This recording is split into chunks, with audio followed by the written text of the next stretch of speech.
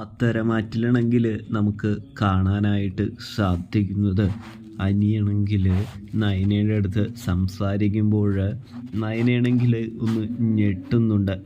ഒടുവിൽ അനി പറയുന്നുണ്ട്, ഏട്ടത്തി സത്യമൊക്കെ ഞാൻ മുത്തശ്ശനിൽ നിന്നും അറിഞ്ഞു. ഞാൻ ഏട്ടത്തിയെ ഒന്ന് പരീക്ഷിക്കാനായിട്ട് വന്നതാണ്, പേടിപ്പിക്കാനായിട്ട് വന്നതാണ് എന്ന് പറയുന്നത് കാണാൻ സാധിക്കും. ഇതേ സമയമാണെങ്കിൽ മുത്തശ്ശനിൽ നിന്ന് എല്ലാം അറിഞ്ഞല്ലോ എന്ന് പറയുന്നു. അപ്പോൾ പിന്നെ പ്രത്യേകിച്ച് ഞാൻ പറയേണ്ട കാര്യവുമില്ലല്ലോ എന്ന് പറയുന്നത് കാണാൻ സാധിക്കും. ഇതേ സമയമാണെങ്കിൽ മുത്തശ്ശനോട് എനിക്ക് ചെറിയ ദേഷ്യവും വിദ്വേഷമൊക്കെ ഉണ്ടായിരുന്നു. അതായത് ആദർശേട്ടനെ ശത്രുവായി കണ്ടപ്പോൾ തനിക്ക് നല്ല രീതിയിൽ തന്നെ ദേഷ്യവും കാര്യങ്ങളൊക്കെ വന്നിരുന്നെന്നും താൻ വളരെയധികം സങ്കടപ്പെട്ടു എന്നും നമ്മുടെ അനിയാണെങ്കിൽ നയനയോട് പറയുന്നു. ഒടുവിൽ സത്യം അറിഞ്ഞപ്പോൾ തനിക്ക് സന്തോഷമായി എന്നും പറയുന്നു. കൂടാതെ ആണെങ്കിൽ ഞാൻ ഒരിക്കലും മുത്തശ്ശനെ ഇനി വേദനിപ്പിക്കില്ല എന്നും പറയുന്നു. മുത്തശ്ശൻ കുടുംബത്തെയാണ് ഏറ്റവും കൂടുതൽ സ്നേഹിക്കുന്നത് എന്ന് ഞാൻ അന്നും ഏട്ടത്തിയോട് പറഞ്ഞില്ലേ, അതുതന്നെയാണ് ഇപ്പോഴും പറയാനുള്ളത്. മുത്തശ്ശന് കുടുംബം തന്നെയാണ് ഒന്നാം സ്ഥാനത്തുള്ളത് എന്ന് പറയുന്നു. എന്തായാലും ഞാൻ ഈ അറിഞ്ഞ കാര്യങ്ങളൊന്നും ഞാൻ ഒരിക്കലും ആദർശേട്ടനോട് പറയാനായിട്ട് പോകുന്നില്ല. അതോർത്ത് ഏട്ടത്തി വിഷമിക്കേണ്ട, ടെൻഷൻ അടിക്കേണ്ട എന്ന് പറയുന്നതും കാണാൻ കഴിയും. ഇതേ സമയമാണെങ്കിൽ നന്ദു ഇപ്പം തന്നെ പോയതേയുള്ളൂ. എന്തായാലും അനി, നിന്നെ കണ്ട സ്ഥിതിക്ക് ഞാനൊരു കാര്യം പറയാം. ഞാൻ നന്ദുവിനെ ഉപദേശിച്ചാണ് വിട്ടത്. നിന്നോടും എനിക്ക് അത് തന്നെ പറയാനുള്ളൂ എന്ന് പറയുന്നു. അപ്പോഴാണെങ്കിൽ എൻ്റെ ഏട്ടത്തി, ഇപ്പോഴാണെങ്കിൽ എൻ്റെ സ്ഥിതി വളരെയധികം മോശവും രൂക്ഷവുമാണ്.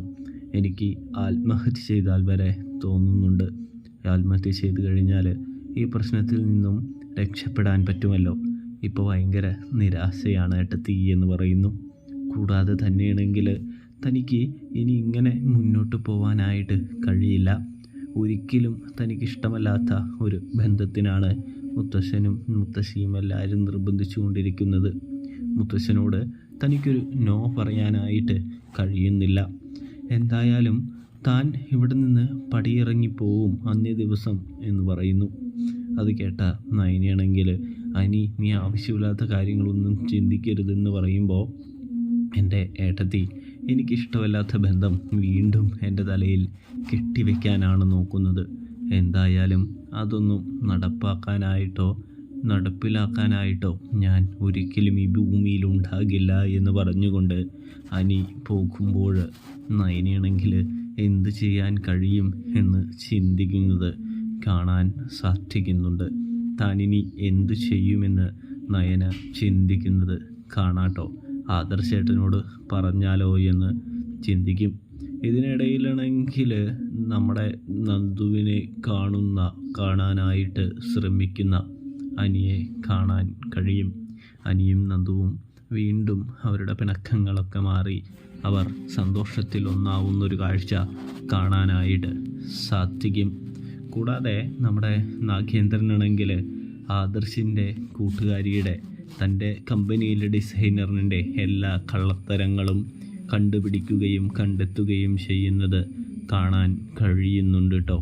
ഇതിനിടയിൽ അവളെ ഇല്ലാതാക്കാൻ ശ്രമിക്കുന്നുമുണ്ട്. അപ്പോൾ റിവ്യൂ ഇഷ്ടപ്പെട്ടാൽ ചാനൽ മറക്കാതെ ഒന്ന് സബ്സ്ക്രൈബ് ചെയ്യാൻ